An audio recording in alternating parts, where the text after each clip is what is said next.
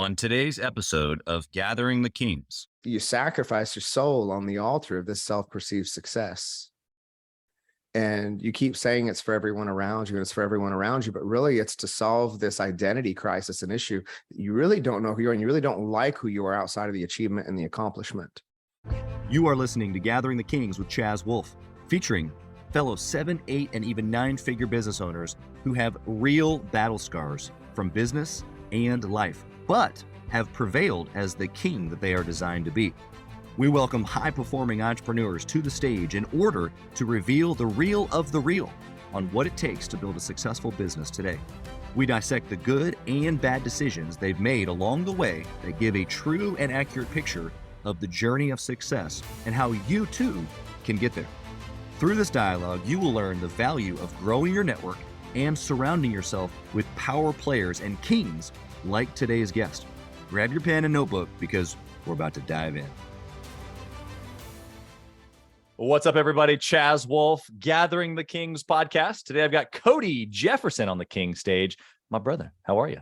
Dude, I'm doing well. Listen, we've had a little conversation before this, and that like on radio voice you just did, that was something special. You like that? That's something special. You need a radio show. I had to bring the heat. You know, it's funny because for a long time I've had some people, your voice, but what I was going to say was that you're a bearded brother from another mother over That's there, it, man. Listen, I feel like there's so many guys who can't grow good beards, it's like the beards that wish they could. We owe it to them. If you have to, man, it's our cross to bear. Yeah, it is. It is. It's a tough one. It is, man. It takes a lot of work. Yeah. And a lot of people like it. I'll have to send you we have a custom beard ball. I'll have to send you a can of it. Yes. It's funny because the more shows that I do, the more people I meet with beards, the more places I speak, it's like, man, it gets mentioned everywhere. Oh yeah. Everywhere I go. And it's like, man, I should be some sort of you create a product. I mean, I need to start maximizing this beard, I guess. Yeah. Well, it's funny, man. Like most of the guys inside of our community, get about 4,000 guys, like majority of them are bearded. So I don't know if it's like a like attracts like type of thing. Sure. I mean, dude, you and me, we both have flannels on right now. I know. It's October. It's a Midwest thing, I think. Yeah, that's true. I mean? Yeah. When I was just like going in my brain going, backwards. I'm like, yeah, I guarantee you my dad has a flannel on today for sure. 100%. And my dad's got one on with probably a Harley Davidson t-shirt on under. Yep. Just the way it looks. And even being Harley, like that's not in my lane. But like you said, it's the same cloth. We can use it for multiple scenarios. That's it, man. Okay. Tell us about Cody real quick. What kind of business are you in? What's the community? Give us the lowdown real quick. Yeah. So Cody Jefferson, listen, I do a lot of fun things, but first and foremost, the only thing that I care about at the end of this life is that that I was the best dad that I could be to Stetson Foster Jefferson. So I get asked all the time, what do I do? Number one, I'm a dad. Outside of that, we've got a coaching and consulting company called Embrace the Line. We started that in 2017. We help good men become great. Outside of that, I have pushed into the business sector. So I sit on the board of 5 companies. I'm invested in 6 as we move towards exit. We've got just about 480 million in secured exits over the past 5 years that we've been a part of, walking with our founders and seeing. Travel the country a couple times a month, 2 to 3 times a month as a keynote speaker and MC. So that's a lot of fun. But the crux of that is I won't ever miss anything for my son as best as I can. So I am on the PTA. I'm a homeroom dad. I am wrestling coach, one of the baseball coaches. So for all the listeners who say they just don't have enough time, I would say, show me what you do, and I'll show you what is actually true about your schedule. That's right. Well, I'm sure we'll get into this because it's part of just your message. But even recently, I've got young kids. Yeah. But even recently, I had to make another adjustment, and so this one's really stretched me. I end my day now at 2, and dude, for 3 to 3:15. Yep. Yeah, dude. Well, so like 4. This is a big deal. Yep.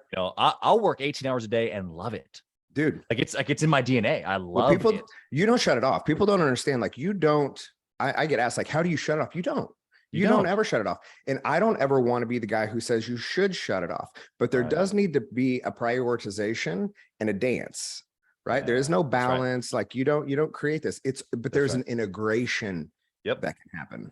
Yeah, that's the right word, because I guess I shouldn't say my day's done at 2, because my family time starts at 2. It ends at 7 when we're done praying with each other after we got to read the Bible. And then I usually have an evening flow. You know, I come back into the office and then get my quiet time in the office, you know, things that doesn't require the phone or Zoom. Sure. So, you know, I just appreciate that perspective, because, you know, we can say things are important to us. Right. Listen, I was a pastor for 13 years. I mean, I guess I should say I'm still a pastor. The pulpit was just preparation for this platform that God had planned. Exactly. Yeah.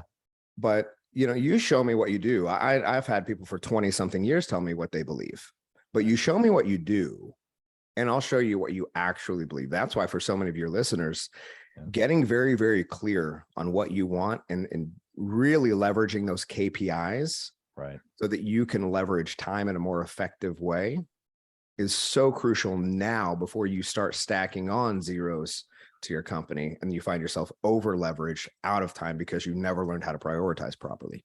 Yeah, no, it's huge.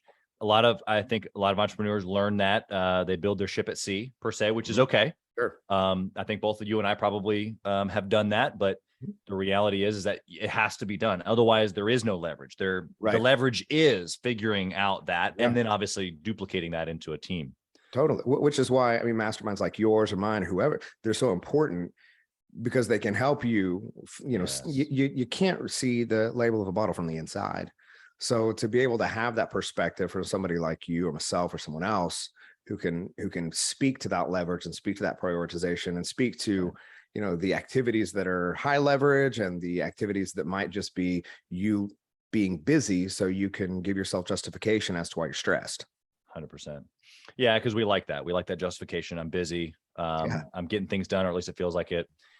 Okay, so I want to jump in here before we get to your story. Sure. I want to know at this level, like you threw out some incredible stats at the beginning, some exits that you've been a part of and are a part of. You're building this huge community of men that want to become great. Why are you pushing? Because for all intents and purposes, you could probably just go be dad and check the box for that one thing that you say that you're living the life for. Why are you pushing on everything else? Yeah, dude, money's set. And that's a really unique place to be in. When people say that money doesn't solve all problems. You don't make enough, because it does solve all problems. You're just justifying why you don't have more. Man, I love what I do. I feel like I've been put here on purpose and for purpose and with purpose. Faith is at the deepest crux of my identity. And, you know, everybody asks, what's your why? What's your why? What's your why? Yeah. Well, it's not my son. It can't be. So, because I meet so many entrepreneurs who they say their family is the reason, but they're overworking, over leveraging. They're not present, right? Their kids don't even know them. They're in unhappy marriages, but it's all for my family. And that's a cop out, right? So for me, it is, I can, so I do. Yeah. I've lost several family members, close friends, addiction, suicide, murder. They will never breathe again. And I don't want to take any breath that I wake up with for granted. And I don't want to tell my son, like so many dads on the sidelines celebrating things they did 20 years ago, overweight and can't do a thing about it with their kid, what they should do and how they should push hard. Right. I want to show my son, like, I'm not going to tell you to go chase your dreams if I'm not. I'm not going to tell you to go all in on something if I'm not. And I'm not going to preach a message of prioritization and that you can have it all if I don't. Yeah. So if I can, I do. I do. Love it. It's the, I'm going to forget it now. I think actually your buddy that we were just talking about, Coach JC, if I can, I must, I will. I can't remember the phraseology there, but it makes me think of that. Yeah. We're full of, we're full of euphemisms and. Yeah. Well, it's what it is. Our big thing is this is who I am. So this is what I do. This is who I am. So this is what I do. It's not, this is what I feel, because we go off emotions. Like if you're not happy in business, but you started a business to become happy, like your business is trash when you're not happy anymore. If you get in a relationship because you want to be happy, what happens when you're not happy anymore? So Right. these things can be based on emotional constructs. So it's based on identity. This is who I am. So this is what Yeah. I do, which is why it's so important for your listeners and anyone, pushing forward to really define what you want and who you need to become in order for that to become a reality, because it won't be about the goal that you achieve. It'll be who you become in the process. Yeah. So 2 parts there, just to summarize for the listener. You said not only identify what you want, but then specifically who you need to become. Yeah. And so talk about that from your angle, obviously with, maybe and telling a little bit of your story. You were involved with being a pastor before. How Yeah. did, Embrace the Lion come Sure. about? Like, give us a little bit of the backdrop. Yeah. So let's jump into this. I jumped into occupational ministry at 19. It wasn't a call from God. It wasn't some burning bush moment, no dream on a mountaintop.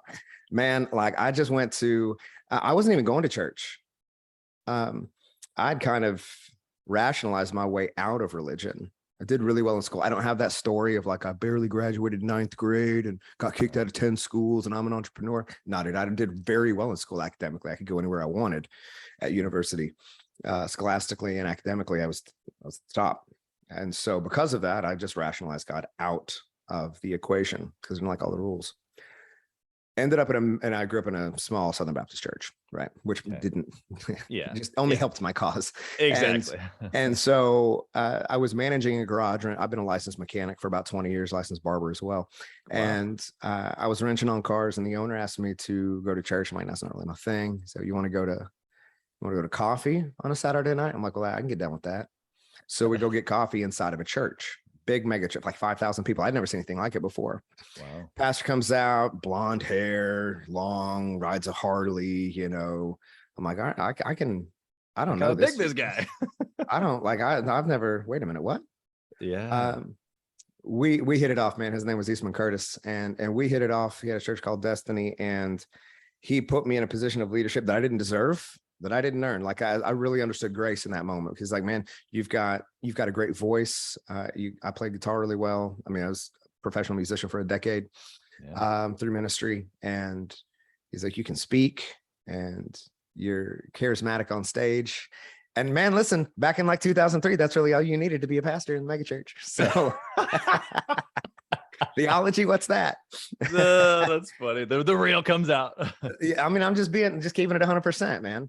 But through those 13 years, I worked there. I served the United Methodist Conference of Oklahoma for 8 years. And then I worked at a church that was really about convergence theology. So liturgical, evangelical and charismatic. So really fell in love with church history, went to school, studied church history. But throughout all of this, I became an addict and I was addicted to affirmation. I was addicted to people pleasing. I grew up not really knowing who I was. I grew up in a bit of a broken home, really raised with my grandparents primarily, and very grateful for my dad, grateful for my mom, grateful for my grandparents, grateful for everyone. But you grow up and you don't really ever know who you are because everything is tied to what you do. Yeah. Well, I'm good at this. I can do this. I can solve, especially when you're good at solving problems for people, you identify your self-worth as your ability to solve problems for people.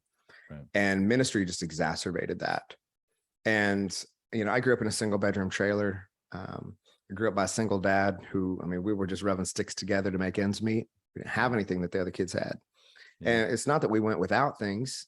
It's just you grew up being called trailer trash. You grew up thinking like success or these kinds of things don't happen for people like me. If you actually knew, if you knew my parents were divorced, if you knew, I went through this as a kid, if you knew that sometimes I actually I catch atheist flu like once a month. Sometimes I don't really know what I believe. I can't tell you that. If you actually knew, you wouldn't want me leading you. So that led to this anxiety and this need to perform and this need to be a problem solver and this need to overwork so that I would make myself invaluable. So I'm indispensable. Yeah. And the problem is, and that happens so much in the church. That happens so much in business, right? As part of the reason this company was formed is you sacrifice your soul on the altar of this self-perceived success. And you keep saying it's for everyone around you and it's for everyone around you, but really it's to solve this identity crisis, an issue that you really don't know who you are and you really don't like who you are outside of the achievement and the accomplishment. Right. And so in 2015, I went through a divorce. no real great scandal or anything. I stayed in ministry. It wasn't, it was just, she wanted to do something different. Yeah. We had a 1-year-old at the time. Over the course of walking through that divorce, still stay in ministry, still, shaking hands and blessing babies and preaching on Sundays and leading worship on Sundays and leading men's group and liturgical formation and student ministry and men's ministry and traveling, doing all things. Yeah. Everything's fine. And then people start dying. Had a 18-month-old niece that was murdered. I lost an aunt. I lost a best friend to suicide. I lost a sister-in-law to suicide. I lost a 19-year-old sister to murder. And all this while walking through this. And everything's fine. Everything's fine. I'm a pastor. God's got a plan. Everything's good. You put that mask on. Yeah. And my body just finally just threw a middle finger up to me. And I went septic in late 2016. And I was unconscious for 3 days. I was in this hospital bed. I'd lost like 30 pounds. If you ever look on me on social media, I'm about $170 now, about 170 pounds. I'm 5'6". I'm a towering man. But I'm pretty built, but I was like 120, 125. Wow. Yeah. And so I'm in this hospital gown, right? And so I get up to go to the bathroom because I'm awake now, grab my IV tree. I try to close the back of it, because I'm naked under it. And I'm like, I'm not trying to get any nurses to stumble in their walk. So I'm like trying to close the back up while I walk over to the bathroom. And I just look at myself. I'm just a shell, dude. Yeah. And I recognize in that moment, like, nobody's coming to save you, bro. Nobody. You spent every day, every evening making hospital visits for 20 years. Nobody's here. And that's not an indictment on anyone. That is just like, if you give people enough rope, they'll hang you by it. In your own need to self-perform and be all things and over-leverage yourself. Mm-hmm. And I bet a lot of your listeners, like in some way, you've felt that before. Oh, sure. And I look in the mirror and I said the phrase that has become the mantra of our company, which is, what needs to die in me to become the man that I said I'd be? Because is this it? Is this where you die? Your son doesn't know you. Right. What's he going to say when he's older? Yeah. Like, my dad, he just died overworking. Right. And, I missed my son's first steps working. Missed his first words working. And his mom and I were in the house. Like, I was working from home because I had a new baby and the church let me work from home. I was there, but I wasn't there. Yeah.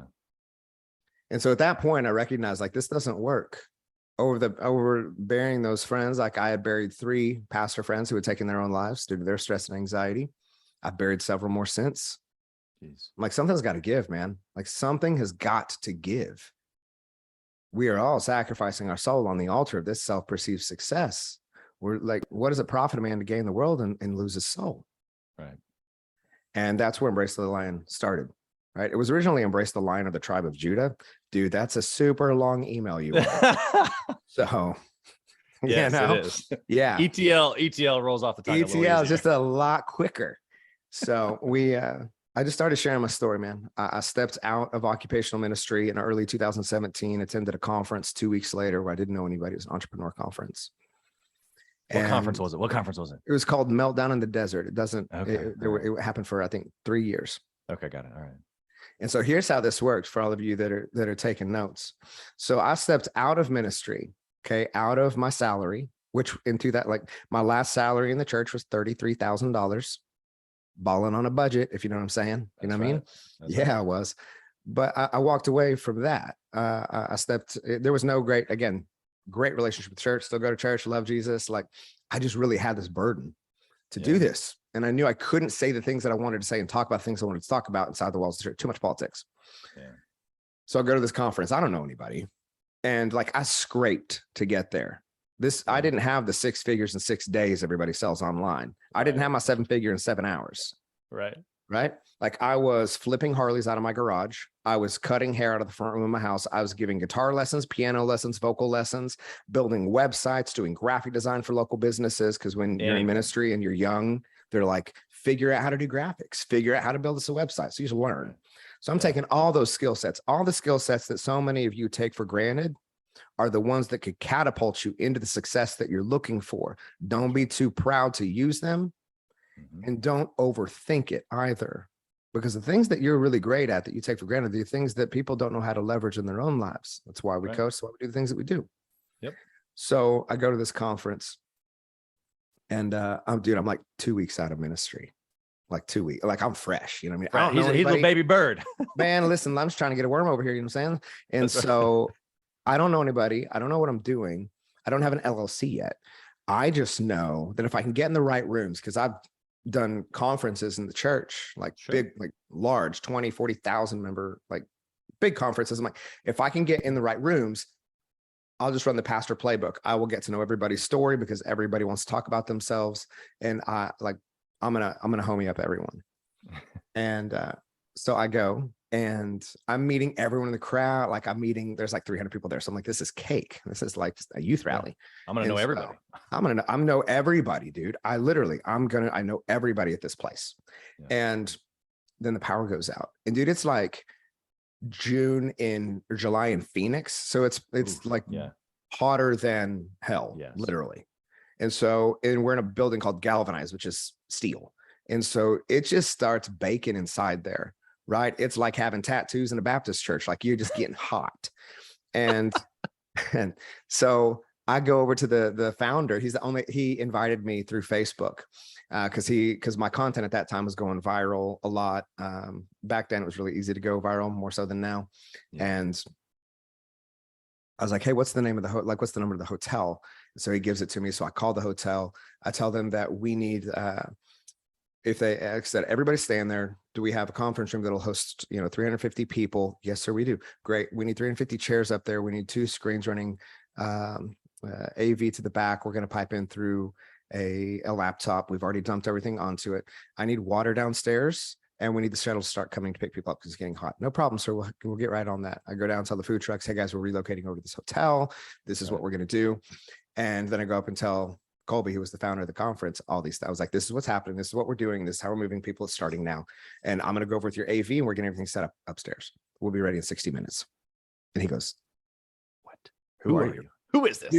Dude. So I forgot I wasn't in church. It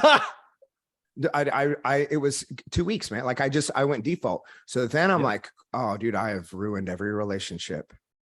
I totally just ruined my name. And like, dude, I was just humiliated. But then everybody started going, dude, you're the pastor guy who like just fixed all this. And I'm like, yeah. But nobody can understand why I would do that without wanting something. Right. I was like, oh dude, this is what I do. So the next day they got the power back on. We moved back. There's this older gentleman sitting at the table by himself for lunch. Well, what's Cody going to go do? Yep. Sit with him. So I'm like, hey man, what's going on? He's like, hello, you're the pastor guy. I'm like, I'm the pastor guy. He's like, I'm a pastor. I'm like, get out of here. Look at that. 2 peas in a pod. He's like, you should be on my podcast. And I'm like, cool. What's a podcast? And I don't know, dude. Yeah. And he's like, well, I'm just going to ask you some questions. I'm like, dude, that would be really fun. I've never done that, but I've done a lot of interviews, like radio interviews and TV for the church. So I'm like, that sounds great.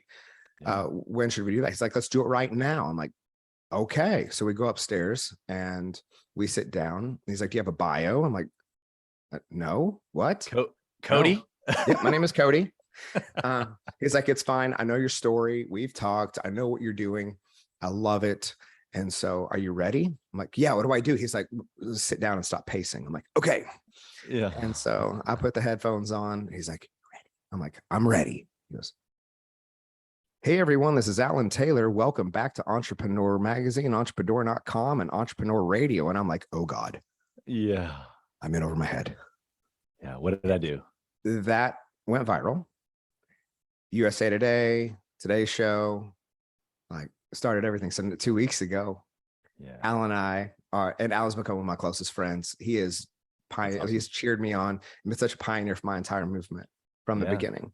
Yeah. And so we were together a couple of weeks ago. If you saw the picture on my Instagram or Facebook, he and I are interviewing Tim Tebow because we were with Tim Tebow's foundation in San Diego a couple of weeks ago. We raised $4 million for his charity. So what a full circle moment. But seriously, putting yourself in the right rooms, that's how it all started for me. I didn't have some great business plan. I knew that I wanted to help men in a very specific way. Yeah. And there wasn't a roadmap for it. So I created it. much like I've got a really a dear friend, Garrett White, who has a movement. It's a little bit more intense than mine. But the same, you know, he didn't set out to create something to save everyone else. It was to save himself. Yeah. And that's how this started. So we've got 4 pillars: head, heart, health, habits. I feel like everybody's got their 4 pillars, and kind of contingent to have a men's movement. You got to have the That's 4. right. You got to have 4, not 3, 4. not 7. Nope. You got to have the 4. And it's just been a wild ride ever since. Stuff. And it's grown so fast. Yeah. It's got to be God. Yeah. I'm good, right? And I can talk and I can lead things, and that's all I've done for my entire life. But I'm not that good. God has had his hand in all of this. Yeah. Well, I appreciate the perspective. The story obviously is just super encouraging. Yeah. Through that, what I pulled out, like you said, was getting in the right rooms, shaking a hand, not being afraid to meet people, like all of these things that we normally hear in business, but that came full circle for you in just one event. Listen, you know, my entire career thus far has been built on a couple things. One is that we are a culture that is desperate to be known, but we will settle every day for being seen. So when explain that, what do you mean by that? Well, look at social media. Look the way that we live. Yeah, we want to be known. We want to be loved. We want to be valued. We want to be championed. Right. We want our potential to be pushed in healthy ways and appropriate ways. This is why men need accountability and community. This is why men need a brotherhood to belong to. That's right. Because iron sharpens iron. Right. Most of us don't have that. So we'll settle for being seen. Look at these perfectly posted pictures on social media. Look at how I look from the outside in. Right. We'll settle for being seen. We'll settle for attaboys. We'll settle for, how are you? I'm good. Doing great, man. Just living the dream. Right. But at our core, we want to be known. We want someone to sit down with us and not say, cool, man, what do you do? Right. As an intro, but dude, what makes your soul come alive? Yeah. You got kids? Tell me about your kids. You'll find that if anyone listening, if you meet me in person, which is not hard to do, I travel quite a bit. I want to ask you, my first question will not be what you do. Is tell me what makes you come alive. Tell me what makes your heart dance. Tell me about your kids if you got kids. Right. People deserve to be known. And people are really looking to answer 3 questions. I don't care what vertical you're in. I mean, just if you think about it, and I learned this as a pastor, is that people are looking to answer 3 questions. Is it possible? Do I have permission? And will you go with me? It's huge. Yeah. I'm thinking about even just whether it's a professional relationship, a brotherhood, even with my wife, those 3 things I think apply. Yeah. It's interesting that with our kids. Everyone. Oh yeah. Yeah, exactly. I just, it's because it's purposeful. And as a man, that's what we need. Some more than others on the permission side, some just jump a little easier than the others, but the camaraderie, the will you go with me piece, I think whether they admit it or not, every listener out there is going, that's right.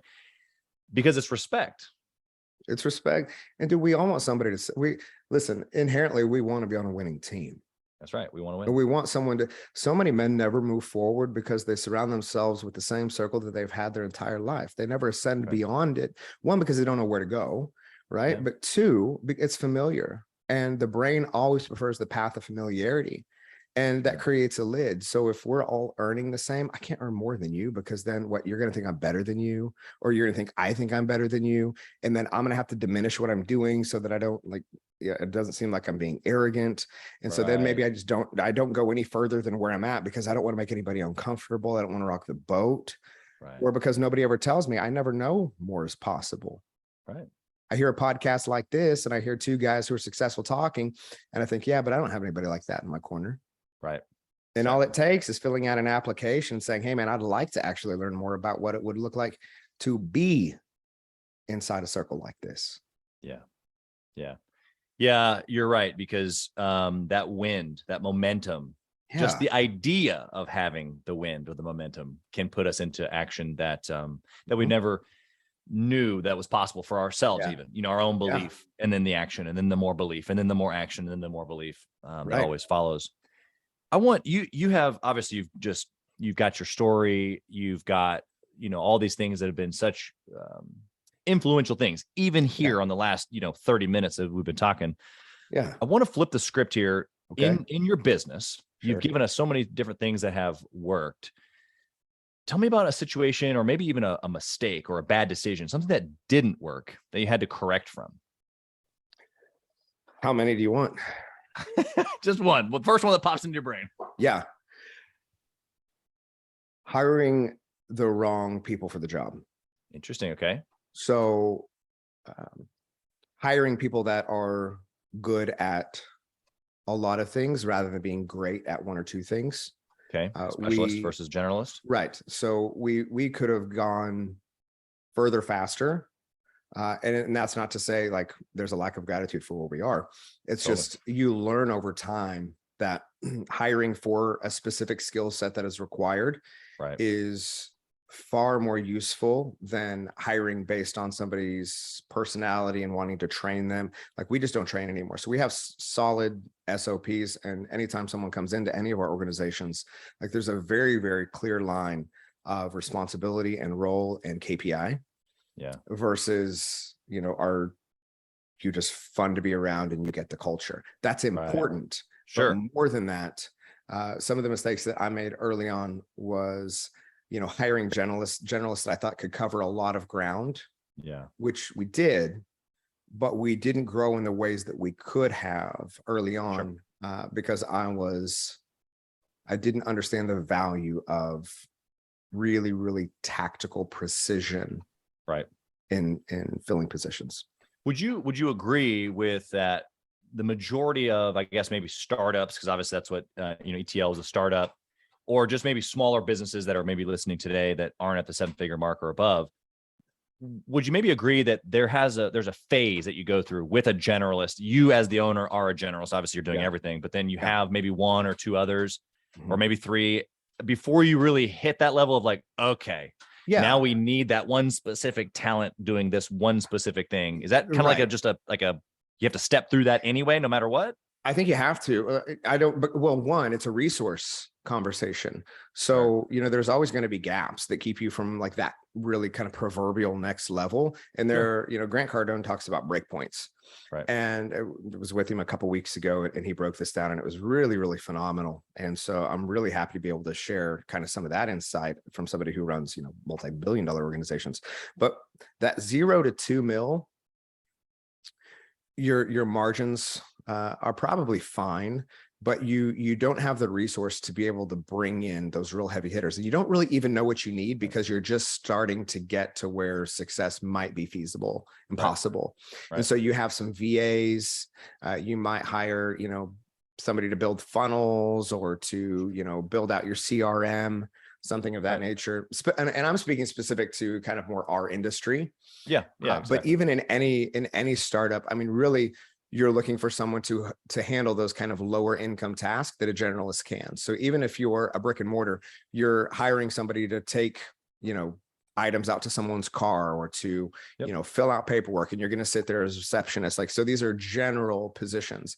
It's not until you really get to that $3 to $5 million range and above where you really have to start looking at, okay, am I going to remove myself as a business owner and function more as a CEO that is over culture, people, and finances, right? Versus all of and then source out everything else that needs to be done on a daily basis and track that through KPIs.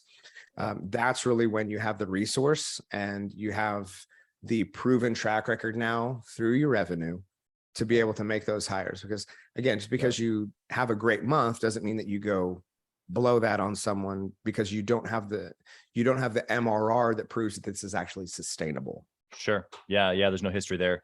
And you're right. There's those breaking points and some along the ways there and key roles that have to go in.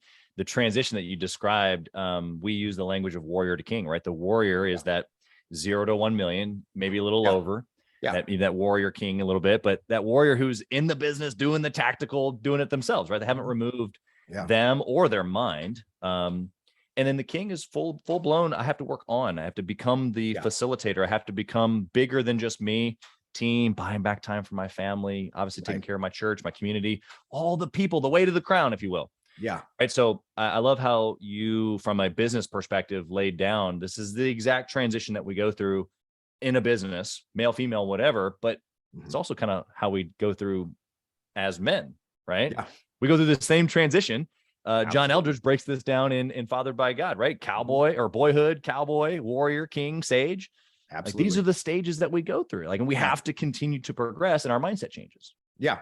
Well, and even look at a hero's journey, or if you look at Falling Upward by Richard Rohr, where he talks about the two halves of life, right? The one is about proving, and then there's something inevitably that happens that leads us into the second half of life, where he would say that true spiritual contentment, or contentment as a man, is when there's nothing to prove, hide, or protect. Right. Interesting. So you move into more of that sage territory. Well, there's this mature perspective is really what you're saying. And it's no longer about like you said, earning or maybe proving that you're worthy as the king, but hey, like I've done it already. This is who I am. This is what I do. Yeah. It's who I've been designed to be. It's who I was. It's who I am. Love it. Okay. What kind of process do you have around decision making? We've kind of tossed around some good and bad decisions here. What would you say for the listener? Do you have a couple of steps that you take if something comes across your desk? Are there people you talk to? What's your process for decision making? Yeah, so I have mentors and coaches in my life, and I have a band of brothers, a close group of 4 horsemen in my life that we are incredibly close, and I will go to them, just they would go to me, and again, it's hard to read the label at the bottom from the inside sometimes. I've gotten pretty good at being able to make analytical decisions and removing any emotional constructs that might happen as a result of that. But that doesn't mean that I don't want, eyeballs on this that are far more qualified than mine. Sure. Especially when we talk about, investing in companies, or if I have proposals that come across my desk. Those are more the high level decisions and decisions that I'm looking at that require obviously capital and funding. And that I would want other eyeballs on. In terms of my company or any daily business decisions that come across my desk, for the 98% of those, it's just a very logical process of looking at the weighted pros and cons, and does it fit into the vision of the company? Does it fit into the culture? Does it fit into our year-long projections? Does it fit into a 5-year projection? And if it's a hire, does this person on paper have the right qualifications? When we go through 2 or 3 Zoom interviews, do we feel like this person is the most appropriate for our culture and for the positioning?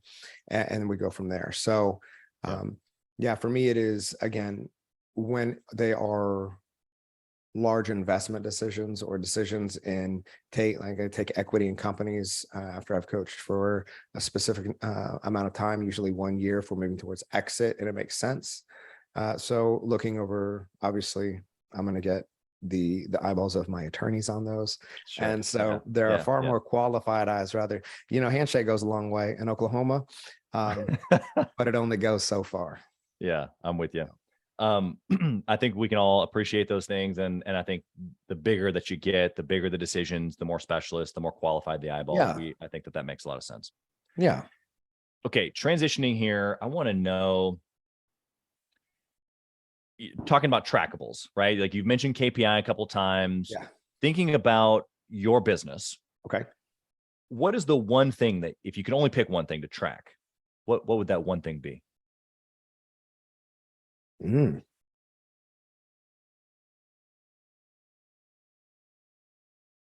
This is a really great question. So if we could only track one thing, it would be fulfillment.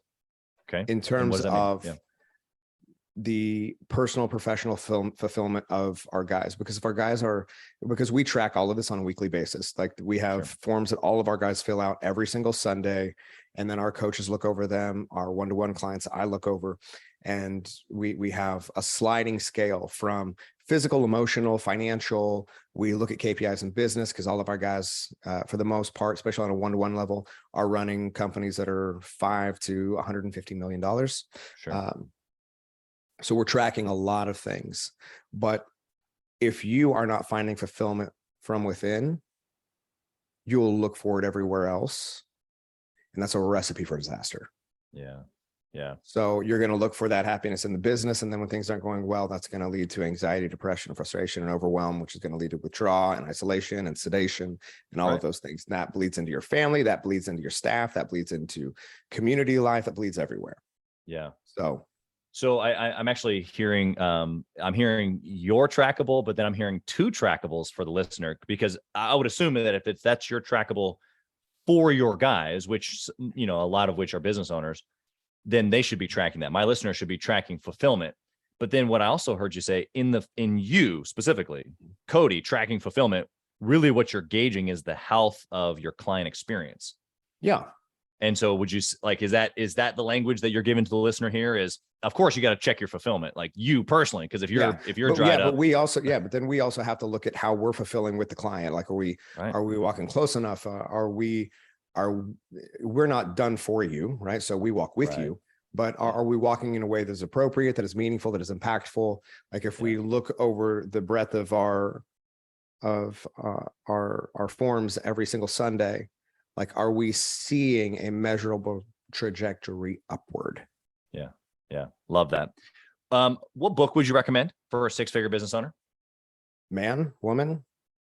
Yeah, just I was going to say, like, for men or for anyone, you need to read As a Man Thinketh. Great book. Yeah. Absolutely. But if you haven't, a book that I think I'll give two books. Let's really go deep into it. Let's get like, let me just give away the farm. Yeah. So one, As a Man Thinketh. Two, you should read Traction by Gino Wickman. I just think it's a great foundational book that everyone in business should probably memorize. And then third is my buddy Alex has a book called $100 Million Offers, Alex Hormozy. Yeah. And that book has been absolutely transformational for, just tens, if not hundreds of thousands of people. Yeah. He's a young dude who has created an insane business acumen. And the way that he breaks things down in that book is inspiring and applicable and tangible. Yep. And so everyone would be doing themselves a favor to read and apply that book. Yeah, I agree on all of the above. The business acumen there. I'll watch him talk about topics that I already understand and already fully get, just to hear how his brain thinks. Well, and it's so fascinating how he can articulate something in 30 seconds. And I'm like, man, yep, you're smart. That's all I got. That's all I got. We need guys like that. That's good that he can dissect things. Yeah. Okay. What do you think about intentionally networking and masterminding? That's my normal question. For you, obviously, getting around a community obviously is how you build your business. So quick plug here for your community, but really what's the power behind when I say to someone networking or masterminding? What is it? What's the power? What's underneath all of that maybe you're delivering that someone doesn't have in their life currently, maybe listening, that they don't have in that community feel? Yeah. So let me not plug my community. Let me actually talk about what it means for me and being part of a community. Perfect. So I've got masterminds that I'm a part of that are outside of my mastermind. Sure. And the proximity to people who are at and above where I am in success in different areas of life. Right. There are people who have been married 60, 70. I want to know about that. Who have raised incredibly successful, well-rounded, articulate, purpose-filled, joy-filled, like authentic kids who are now adults. Yeah. I want to know all about that. People who have built incredibly successful companies and have created healthy marriages and those healthy kids as well. Right. I want to learn from you. Yeah. So being in those rooms, so long as you're teachable, so long as you're open, so long as you're coachable, so long as you recognize that there's always something for all of us to learn. I never want to be the smartest person in the room. I want to be somewhere like in the top middle, right? I don't want to be the dumbest guy. Nobody likes that guy. So, but also, even if I think about my close network of friends, if I think about like my best friends, if I think about Garrett, if I think about Keith Yackey, if I think about Lo Silva and Josh Snow, if I think about these guys who have built these amazing companies and amazing lives, like success is normalized in every area and it's expected. Right. And you rise to that level or you don't, because we're not required to be friends. We're not required to be in a network together. We're not required to do things together. That's right. So to me, like there is this really, so the hard part about potential, and maybe for a lot of your listeners, it was for me. I grew up in the church and potential was always something I needed to live up to. And I didn't even know what it was, dude. It was like, I started playing piano at like 7. And so I was doing gospel singing conventions by 9 and like playing for my grandparents. And, you know, I was the kid who could memorize all scripture. Could do all the things, you know, and it was, God's got such a big plan for you. God's got such big plans. God's going to do such big things. What do you even do with that as a kid? Right. Like that led to a lot of insecurity for me. And again, trying to prove that I was worth something to God. And it led me to overworking, like overstimulating, burning everything to the ground because I just like, I did not know what that meant. Sure. Yeah. And it led to such anxiety and always feeling like I was letting God down in some way. Yeah. Like if I stop working, if I don't like, but potential, like, am I letting God down? Right. And what I've learned with my friends as we normalize success, we normalize what it is to have it all, that potential isn't an expectation that God ever created for you to live up to. That potential is a promise that God created in you to live through. And so now, because I can, I do. And I surround myself with people who also believe the same way, because iron does sharpen iron, where we can celebrate together, because I'm a words of affirmations person.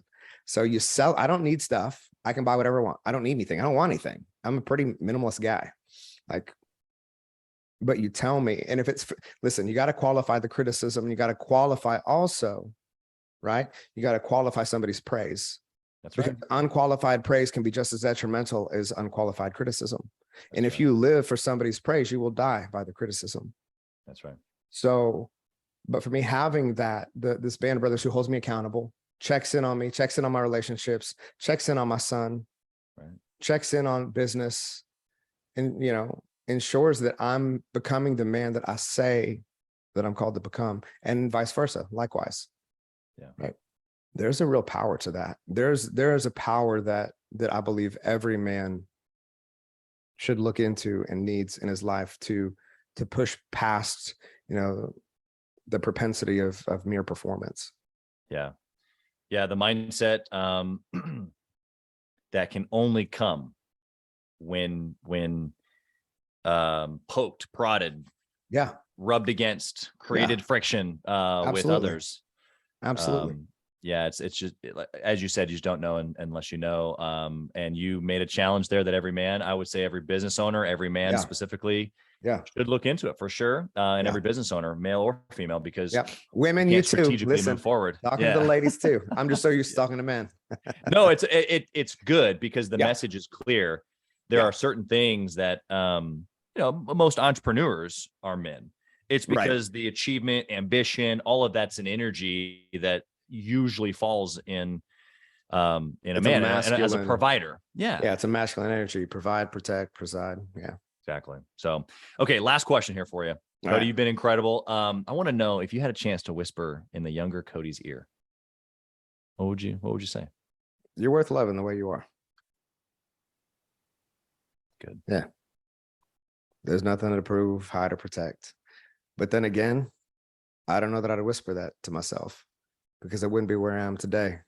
Right. And I don't know if a younger version of me would have been ready to hear it or known what to do with it. Or even grab it. Exactly. Yeah.